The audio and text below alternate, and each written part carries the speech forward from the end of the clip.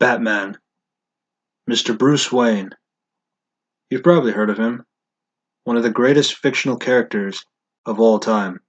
Through the decades upon decades of comics, Batman has had his fair share of interpretations, from the cartoons, to the TV shows, to the video games, to the big screen.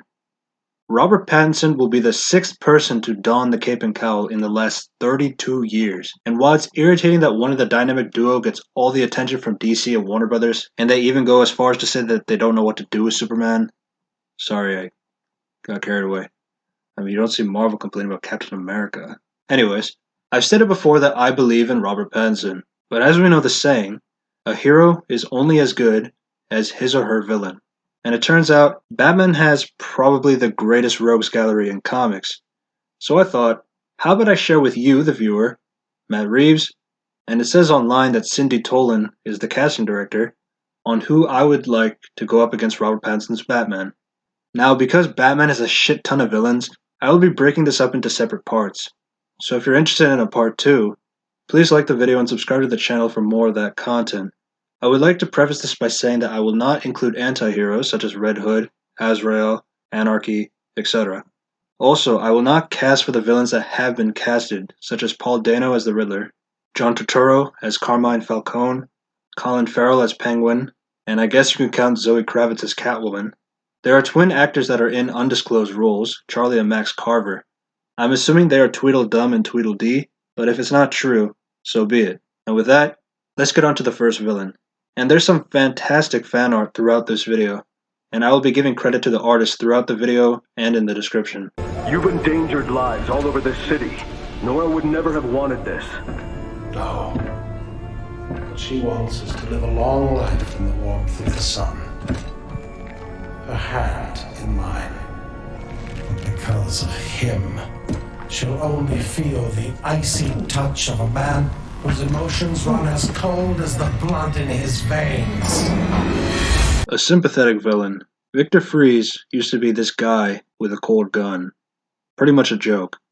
Until the animated series did something spectacular. They changed Mr. Freeze as a guy whose wife had this rare terminal illness that requires her to be in a cryogenic stasis. He gets in an accident that lowers his body temperature, forcing him to be in a suit.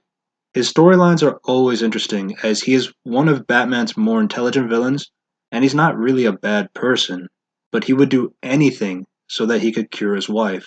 His portrayal in the animated series and the Arkham games are just some of the best storytelling. Arnold Schwarzenegger was pretty much a joke in Batman and Robin, with all of the ice puns. What killed the dinosaurs? The Ice Age! Show some mercy. I'm afraid that my condition has left me cold to your pleas of mercy. But he wasn't even the worst part of that movie. Bryan Cranston might seem like the obvious choice, and no, it's not because he was bald. It's just that Cranston has not gotten the chance to be in a blockbuster movie. Breaking Bad gave us one of the best characters in not only television, but in fiction, thanks to Cranston playing as Walter White. He was a cold, calculating character that would do anything for his family. Almost a similar through line for Mr. Freeze. How many more bones will you crush? How many lives will you destroy in pursuit of what you call justice? You are the product of everything you fear. Violence, darkness, helplessness. All that remains is for you to watch as I drag your beloved Gotham into oblivion. Scarecrow was due for a good adaptation. He was a recurring side villain in the Dark Knight trilogy, and he was supposed to be the main villain of Arkham Knight, but he was overshadowed by Joker. The Master of Fear uses fear gases and toxins as a way of pleasure and manipulation. David Tennant has been fan-casted for the Riddler for years. He was someone that Nolan was planning to bring in The Dark Knight Rises until it was scrapped. There was a lot of hope that he would be the Riddler here, but I think Paul Dano will do a great job in the role. But that doesn't mean I don't want David to not be here. A fellow co-star to Robert Pattinson in Goblet of Fire, the 10th Doctor Who himself, and the best part of Jessica Jones Season 1 as the Purple Man or Kilgrave. He has everything in his bag to portray Jonathan Crane.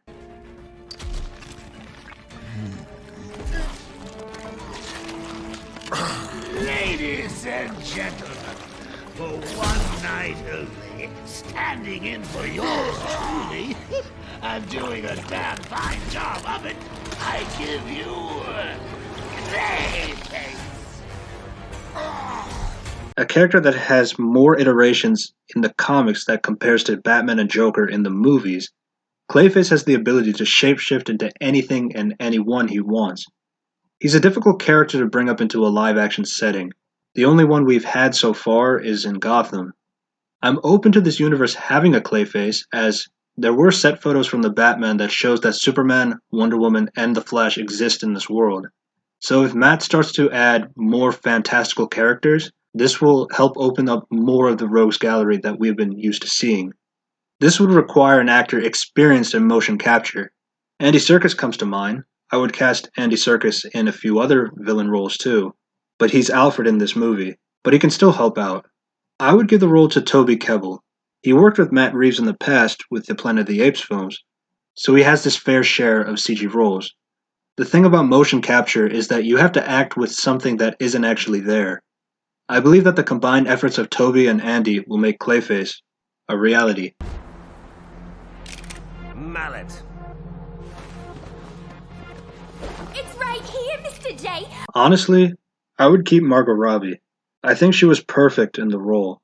It could be like the J.K. Simmons route, where he's in the Raimiverse and the MCU as J. Jonah Jameson, but he's meant to be two different adaptations. So, you know my name. Good. Because I know everything about you. Your darkest secret. Your ultimate weakness. I know you are Bruce Wayne. After the success of Arkham City, Hugo Strange started to get a lot more attention as a character. Another villain of Batman that's up there in terms of intelligence. He was one of the few villains that was able to figure out that Batman was Bruce Wayne. He has this belief that Batman does his crime fighting all wrong, and he believes that he would be the better Batman. He was played very well by B.D. Wong in Gotham. I would have liked to seen Andy Serkis as Hugo Strange as well, but I'd like Jean Reno to play him. He just has this presence and demeanor for the character. He was in Mission Impossible, Godzilla, and the recent film, The Five Bloods. I think you're too late. You're a killer, a psychopath. I will stop you. Really? But you look just like Bruce Wayne. It took time, of course, to find the perfect donors, to graft on the flesh, and finally to lose myself in order to create this. After a wasted attempt from the Batman Hush film, and an even worse attempt in Arkham Knight, and just recently Batwoman Season 2, Hush is due some more respect. Dr. Thomas Elliott was a former friend of Bruce Wayne, who blamed Bruce for his father being able to save his mother's life, wanting to inherit the money, and was jealous that Bruce was able to when his parents were both shot. Hush is such a great storyline altogether. Penn Badgley just gives me a lot of Thomas Elliott vibes in his show, You. I don't mean you, I mean the show is actually called You, and whatever. He's this serial killer stalker kind of character, which pretty much fits a lot of Batman's rogues. Also, he shares the same age as Robert Pattinson, so I think he can really pull this off. Beware the court of owls that watches all the time, gazing from the shadows behind cement and lime. They see you at the hearth. They see you in your bed. Take care, beware, or they will send A talon for your head. This is a villain that I strongly believe will show up. New 52 was able to bring in the Court of Owls, a nursery rhyme that was meant to have the children behave, but might actually be true. A secret society that's made up of wealthy members of Gotham going back from the colonial times. I'm glad they're getting more attention now, with Gotham Knight focusing on them. There were a few owl references in the trailer, which could mean anything, but I do believe that they will show up. Talon would require an actor that is capable of fighting. Scott Adkins and Ray Park comes to mind. Both actors have been known for showing their martial arts abilities in films like X-Men Origins Wolverine, yes, the no-mouth Deadpool, but a better example is the Ninja films, and Darth Maul in The Phantom Menace, and motion capture for the Clone Wars Season 7. You can make Talon talk, but you don't have to either, as I believe it's more creepier when they don't. We both strive to see evildoers punished. But while you have your gallery of rogues, I have my grove. The seductive eco-terrorist that only cares about the life of plants and will do anything to protect them. However, she can be influenced by Batman to help him out, although his intentions are to save the people of Gotham, and with her the intention is to save plants. I have 3 choices for Poison Ivy. Top choice is Natalie Dormer, best known for Queen Marjorie in Game of Thrones. My other choices include fellow Game of Thrones co-star Rose Leslie, and co-star to Robert Pattinson's The Devil All the Time, Riley Keough. Riley has expressed interest in playing the character. Rihanna herself also expressed interest in playing her as well, but I'm not sure how she is as an actress. As for the other 3, not necessarily a difficult role to play, but they are capable actresses and have their own sexiness to the character. All of them would be a nice pair-up with Margot Robbie and Zoe Kravitz for a Gotham City Sirens team-up. Solomon Grundy, born on Monday, christened on Tuesday, married on Wednesday, took kill on Thursday, grew us on Friday, died on Saturday, buried on Sunday. That was the end of Solomon Grundy. Grundy has had some great moments in the animated series. His scenes with Hawkgirl still gets me to this day. Obviously this character will need to be CGI like the Hulk and Colossus. My choice for the character is to either have someone do the motion capture and let Ron Perlman do the voice, or just let Ron Perlman do both. He has done motion capture for Fantastic Beasts, and he is known to be one of the most iconic voice actors in Hollywood. Best known for Deathstroke, Hellboy, Clayface, Firelord Sozin, and much, much more. He has this bassy voice that will benefit the zombie. It's been a long time, hasn't it, Titans? A month? A year? A millennium? Far too long for my tastes, anyway. Clancy Brown is another great choice as well, another iconic voice actor of all time. You have him as Lex Luthor, which is the voice I hear when I read the comics. Savage Opress in Star Wars The Clone Wars. And he even did Mr. Krabs. Whoa, whoa, whoa, whoa, whoa, whoa, whoa, whoa, whoa, whoa, whoa, whoa. Yeah, the guy who did this voice. Do you know how much power I'd have to give up to be president?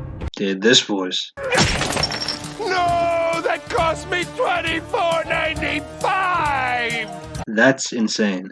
Also, he does have acting experience and motion capture experience, such as Warcraft and Detroit Become Human. So, it could also work with Clancy Brown as well. Come on, finish him. Look at him. He's no better than the creep who killed your parents. You need to do something. You need to stop him. Good.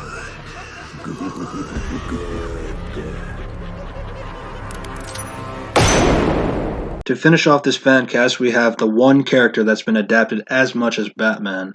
And for good reason. Joker is considered to be one of the greatest villains of all time. The ultimate yin and yang. He has been overplayed in the movies at the same time, along with the Arkham universe. So I can see Matt Reeves not touching Joker for a while.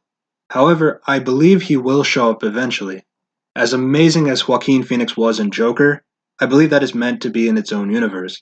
Willem Dafoe was always a fan favorite for the Clown Prince of Crime, and as amazing as that would be, he's just too old at this point.